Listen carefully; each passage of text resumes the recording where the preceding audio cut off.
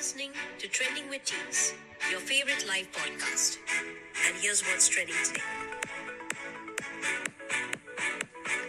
A very warm evening to one and all present. I'm Aadya a 13-year-old from Kolkata, and I'd like to welcome you to the travel checklist. As the name suggests, today's episode of the podcast is going to be all about traveling, the mistakes we make, and how to avoid them. Before we begin, I'd like to introduce you to my fellow panelists, Suhani and Reva. Hi Reva, can you both please go ahead and introduce yourselves? Hey Adya, thank you for having me here. I'm Suhani a 14-year-old studying in class 8. I'm passionate about food, traveling, reading, writing, and music. I love animals, especially cat. My ideal day is spending the day writing a poem in a cozy house by the mountains. Thank you. Hi Aadya. Hey, I'm Reva, a 12-year-old from Delhi who often feels stuck in my home. I love to read, write, listen to music, and of course, the reason why I'm here traveling. So now let's get back to me. I'm Aadya Kataraka, as I said before, a 13-year-old teenager. My favorite interests include creating my art and music, but since childhood I've had this unique zest for traveling. I'd like to begin with a personal experience of mine that has taught me a lot. A few years ago, just before the pandemic began, I had gone on a trip to some places in Europe along with my family. That trip was one of my most memorable trips made to date, but then I still wish I had done some things more correctly, like buying more stuff from the small street shops rather than the chain supermarkets, trying the local food more rather than only sticking to the Indian restaurant food. You won't believe this, but when we were in Switzerland, we didn't buy a single gelato from the local stores. We only had packaged ice creams from the supermarkets. I just wish we had spent some more time doing research and planning, but we should always learn from our mistakes, right? So, Reva, do you also have such a remembrance?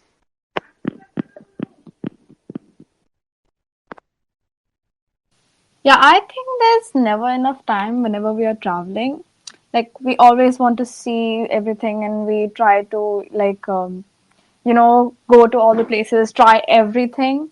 But sometimes we forget to just live in the moment. So it's not necessary that you have to do all the things and try all the things that the people on the internet are doing. You can just have your own trip your own way. And I guess I do have one memory that is related to what you just talked about.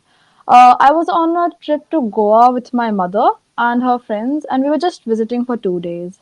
We traveled a lot of places, but in the end, we forgot to see some of them. I was kind of disappointed, but the awesome food and the beaches totally made up for it. You can all write your views in the chat box and also feel free to put in questions there. Just in case you're using Backstage for the first time, the chat box is on the bottom of the screen. You can put your questions and opinions there and also react with emojis. Thank you. Now, there's this quick memory that I'd like to share.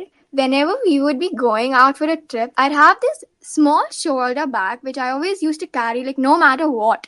And it's not that it would contain anything important or essential. It used to be just books for my entertainment, which I never used to read. But still, it was the most important thing which I had to carry. So, Hani, how about you?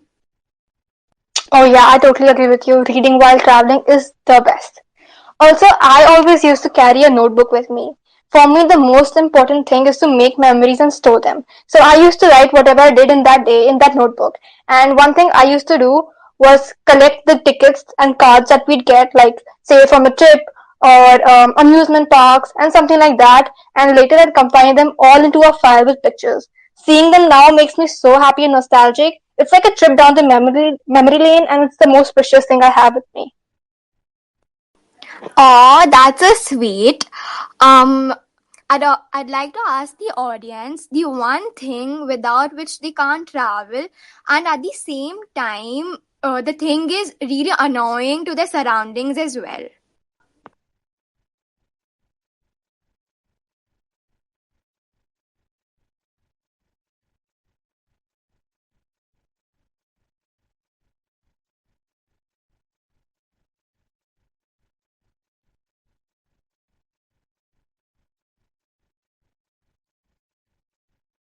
give you a place to visit, like the place you've longed to visit, what would it be? Okay, it would probably be Paris. I know it's cliche, but don't come at me. But like something about the city just calls to me a lot, and I would just love to go to Paris in the rainy season. I would also like to go to London and maybe, find a cute little bookshop to curl up with a book in, kind of aesthetic vibes. Yeah. Oh, yeah, wow. I've been to Paris and London. Trust me, you'd never want to come back. For me, it's been LA for the longest time. Trips. Trips should be about spending and giving time to yourself. Give yourself the love and care it requires, the kindness it needs, the me time it wants, which is often not given value. Well, Shakespeare has said it correctly. One beautiful heart is better than 1,000 beautiful faces. So if you don't love yourself first, if you don't show kindness to yourself, how are you supposed to do the same with the society? What say, Reva? Yeah, I really couldn't have said it better myself, Adya. Family trips are fun and all, but we really need to have some me time. It's good to take some time for ourselves and, take some time to get out of our usual surroundings and take some time to reflect on ourselves. And traveling doesn't really mean going on trips to faraway places. It can just be a trip to a new bookshop or a new cafe that just opened. Just any place that calls to you and where you can meet new people and see new things. That's what traveling is really all about. Absolutely. But nowadays, what I see is instead of enjoying or indulging in the moments, people are more busy clicking pictures and making reels and whatnot, like what you're calling friends and family. Suhani, what are your thoughts on that? Yeah, I totally agree with you. People are too much into their phones right now, and posting a reel and getting likes is literally all that matters to them. Exactly. Traveling should be all about peace, doing things that you like to do, knowing yourselves even better, and forgetting that a world outside even exists. What do you think, Reva? Yeah, I think whenever we are, visiting a place, we should spend more time traveling rather than just clicking pictures and, trying to show off where we are. Sometimes we forget to indulge in the place that we are really in. So, yeah, I think we should spend more time visiting local monuments or talking to the locals that have lived there. If it's a historic city, that's even better. Totally. Most importantly, being is trying the local stuff in a place which people often fail to do, as they prefer staying in their accommodations or hotels, or exactly the opposite. Just stay in their hotels and forget to explore the beauty of a place. Some key terms to be when you're traveling: food, the historical value of the place, the culture, the local business or shopping from streets, the weather and the clothes that are suitable over there, and the sites to visit. So, to begin with, let's first talk about food. Food being the first most and the most important. Calories are the last thing that you think of while tripping, right? Because food and comfort are what makes my travel special to me. What about you, Suhani? Yes, same. Like considering I'm so much into food, the main aim of mine while traveling is to explore the different kinds of food that are present there because the most tropical food, like the ones that are present in that area, are the most healthy. And when you're traveling, you need to explore what different people eat, what are the different kind of foods, and they have a connection with the culture. So yes, I do not care about the calories, but I just want to explore more and eat different. Exactly. So when you travel, you won't always know which foods are locally grown. But buying from local businesses and markets instead of the chain supermarkets is a good place to start. Local food is also seasonal, and seasonal food tastes better too. Eating local foods mean that most, if not all, of the ingredients are grown locally, which are mainly healthy. If calories are a factor to you after all. What are your thoughts on that, Reva? Yeah, I think, a trip is when you can finally leave all your health apps and all that obsessive diet chart. behind, and you can finally, allow your stomach to finally, have what it wants. So for me, food on a trip is also very important. Like kind of like I judge a city based on how good their food is, because after all, food really makes a person.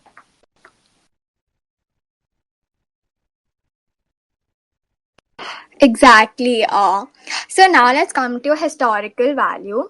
Knowing the historical value of a place is very important, as it not only increases your knowledge about the place but also helps you explore better. What are your opinions on historical value? What do you think, audience? And Suhani, do you think giving heed is worthy enough? Like giving heed to the historical value of a place is worthy enough? Yes, I totally agree with you. For me, historical importance of a place is very important as well. Stories on how and why it was made just makes the whole view so much more better.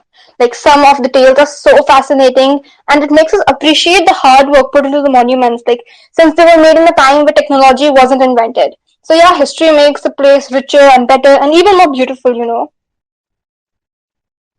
Absolutely. Innovation is with no doubt extremely important, but preserving and restoring the old treasures is also important because those old monuments are the reflection of our history.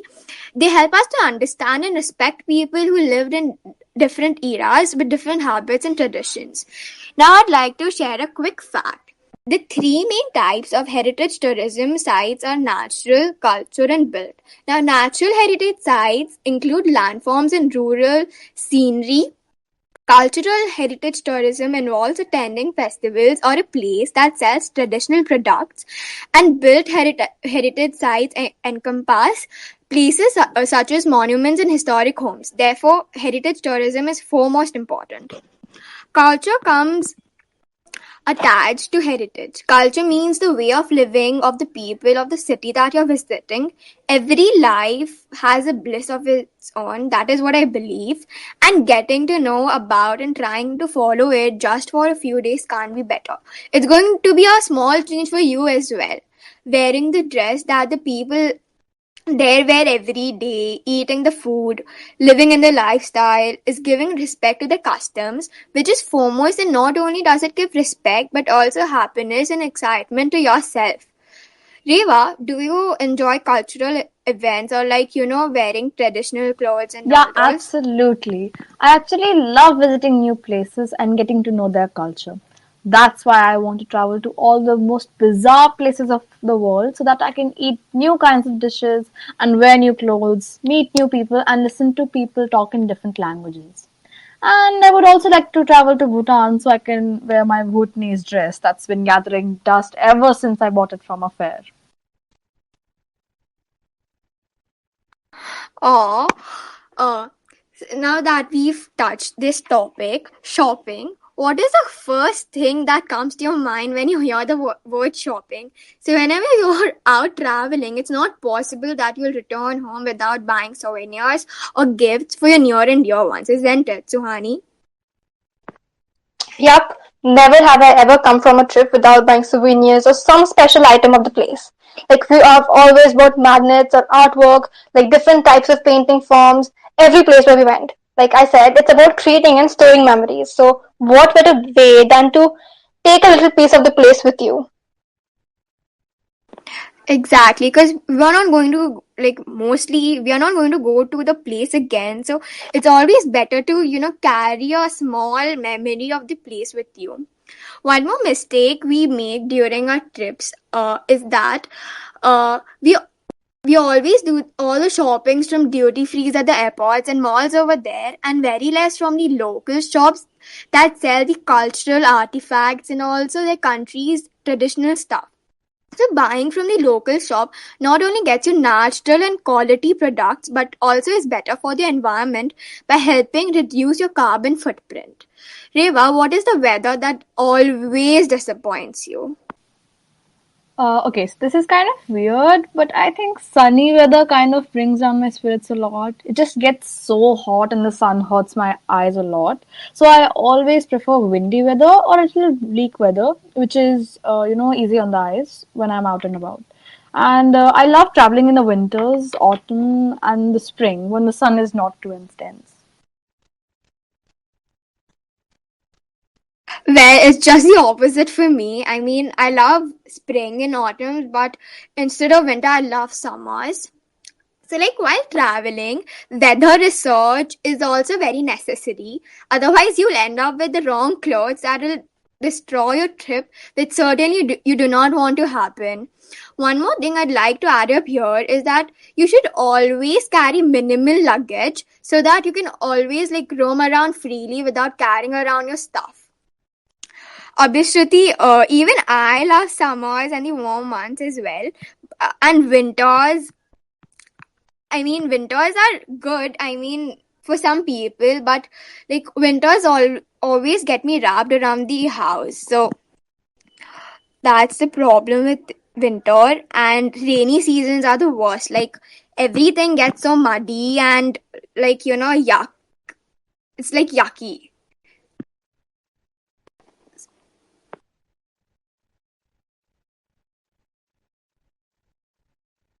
Exactly.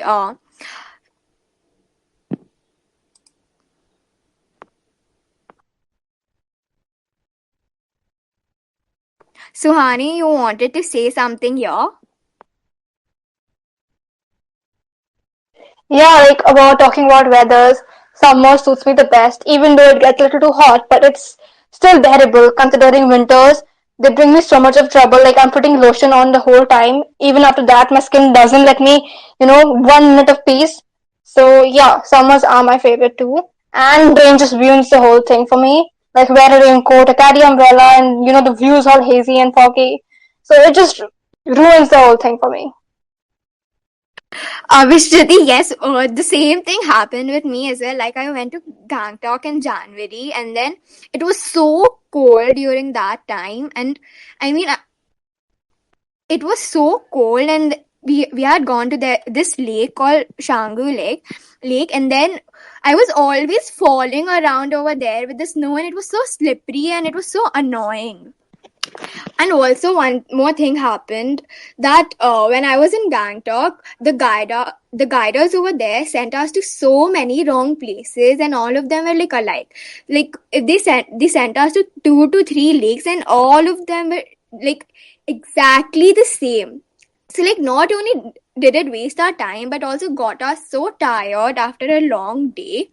So, what I mean to say over here is that finding the right places to visit is also important, because what happens is then you get so filled with the outside tourism that you fail to enjoy the place you're living in or the accommodation that you've hired, or vice versa as well. What do you think, I Reva? think that whenever we are visiting a place, it's like better to interact with the locals and take their advice about the weather and the place we're staying and what place to visit, since they know it better, obviously. And it's good to do your research on what places to visit when you're in that particular place and maybe watch some honest travel vlogs. Totally. So before ending, would anyone like to share any experience or give any kind of advice? Or you can also write it up in the chat box. Also, if anyone has any queries or questions, they can put them up too.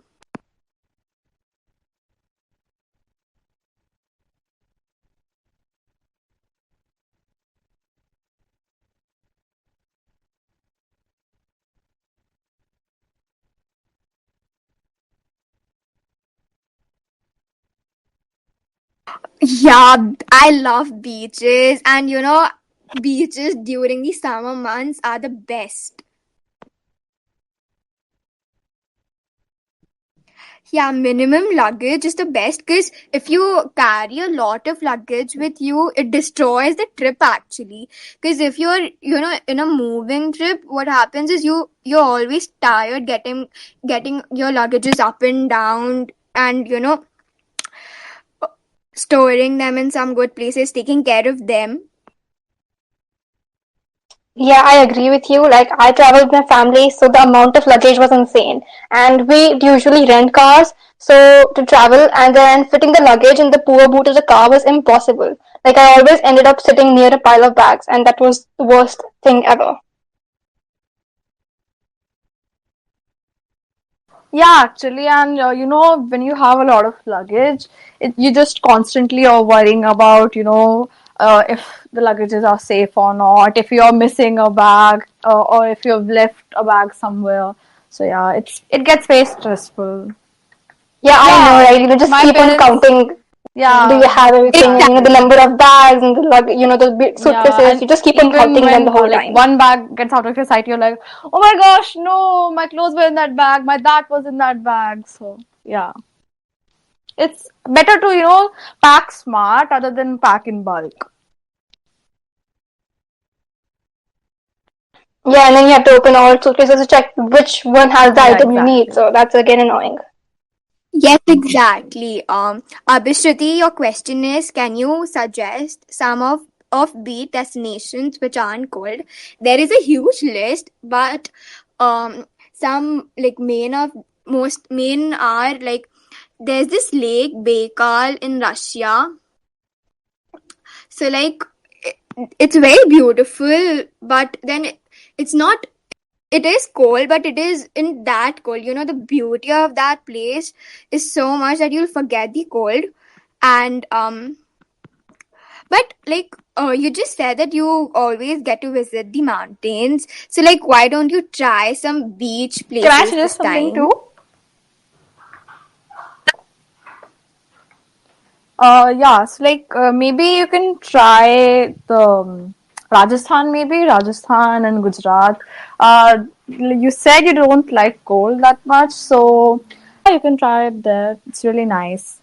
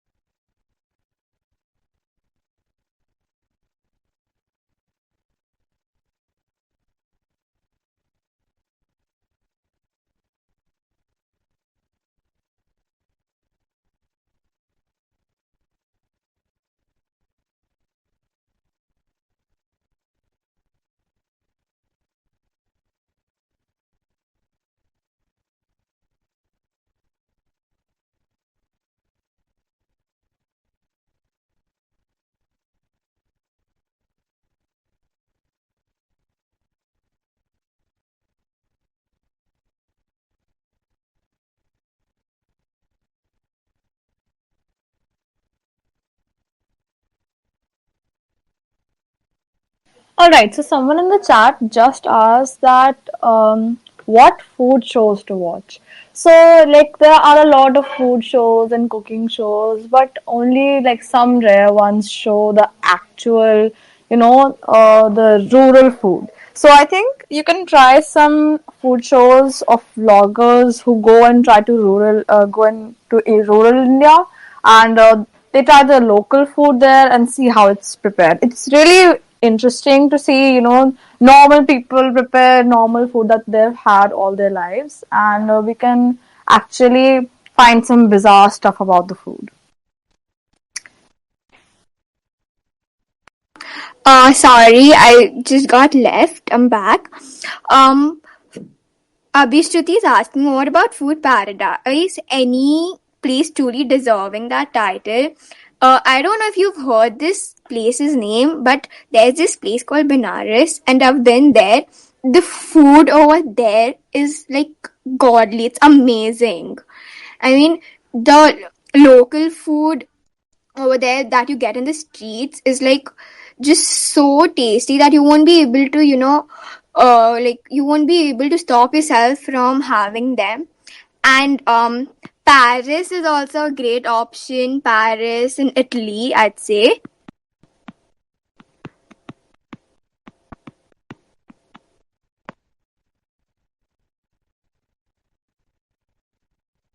Any more questions, anyone?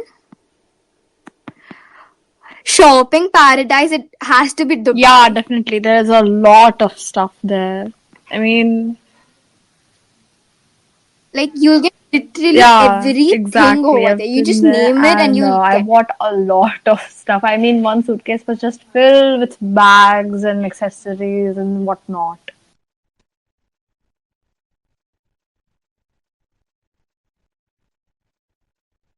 People even consider America as a very good shopping place since everything just like kind of releases over there Yeah, first. but it's kind of expensive. But if you want to buy like Yeah, phones and other technology items, then US is definitely a great place to buy all that.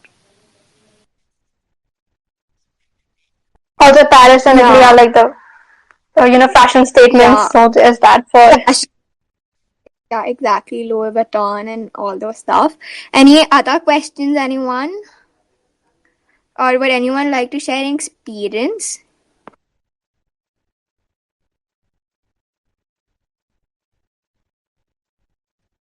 I have an experience to share. May I?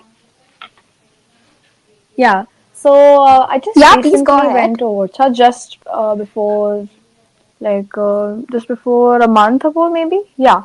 And you mentioned in the podcast that people often forget to, actually see the places through their own eyes and rather, see it through their camera lenses. So, yeah, while I was traveling there with my mom and some friends, the thing is that we went to a lot of places. As you know, Orcha is a very historic city, and when we went there, we visited a lot of forts and a lot of other monuments. But when we went there, like there were so many people there. They were all clicking pictures, and even my mom and her friends, they were busy clicking pictures.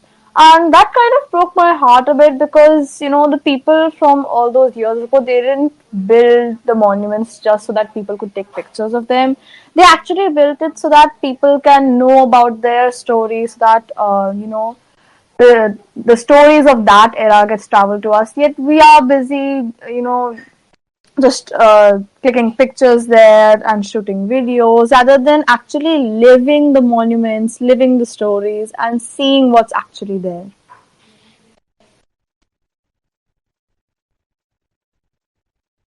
Exactly. That is what I see like more often. And Abhishruti, your question is which is the best adventurous journey by road, by flights, or by train? For me, for like personally, I guess road is the best because you can always fix around like according to you. You don't have to, you won't be in a hurry that you'll have to catch this or catch that. Catch that. You'll be always on your own pace and you'll be loving it. For me, it's trains. For me, Okay, go ahead, Sani. yeah, for me it would be flights because you know trains are fine, but then roads just make me so sick. Like my body does not go compatible with long road trips. I just need to get out the car after like every 30 minutes, and then it's nausea taking over. So road trips are the worst for me, but I prefer flights. Yeah, for me, it's trains. We have all Yeah, very flight. varied opinions here. For me, it's trains because, I just love to see all the sceneries passing by at real fast pace. And yeah, I mean, I've traveled through trains a lot during my childhood. So yeah, it really holds a special place in my heart.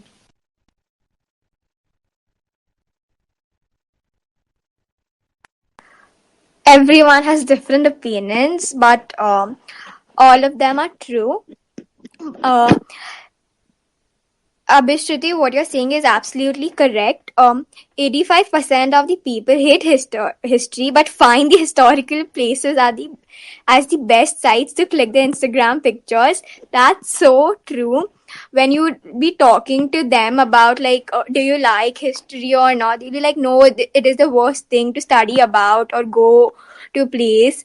And when you check their Instagram profile or something, their social media, you'll only find pictures in which they are flying the dupatta off and all those stuff in a place like where there is monuments which are made in the past and like which are like very old.